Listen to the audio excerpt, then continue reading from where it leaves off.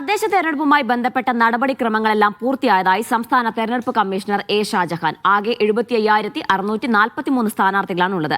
ആദ്യഘട്ടത്തിൽ 36,013 സ്ഥാനാർത്ഥികൾ മത്സരിക്കും. നിലവിൽ തെരഞ്ഞെടുപ്പ് ജോലിയിലുള്ളവർക്ക് മാത്രമേ പോസ്റ്റൽ വോട്ട് ഉള്ളൂവെന്നും നിയമ ഭേദഗതി നടത്തിയാൽ മാത്രമേ അല്ലാത്ത അപേക്ഷകൾ അനുവദിക്കാനാകൂവെന്നും എ ഷാജഹാൻ പറഞ്ഞു.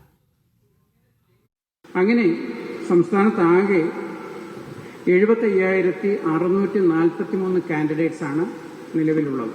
അങ്ങനെ ഒന്നാം ഘട്ടത്തിൽ ടോട്ടൽ 36,630 കാൻഡിഡേറ്റ്സ് ആണ് ഉള്ളത്. അതിൽ നിലവിലുള്ള നിയമപ്രകാരം ഇലക്ഷൻ ഡ്യൂട്ടിയിലുള്ള ഉദ്യോഗസ്ഥർക്കാണ് പോസ്റ്റൽ ബാലറ്റിന് അർഹതയുള്ളത്. അത് നിയമ ഭേദഗതിയുടെ അടിസ്ഥാനത്തിൽ മാത്രമാണ് നമുക്ക് അനുവദിക്കാൻ കഴിയുന്നത്. അതിനുള്ള നിർദ്ദേശം കമ്മീഷൻ തെരഞ്ഞെടുപ്പിനെ തുടർന്ന് സർക്കാരിന് നൽകും.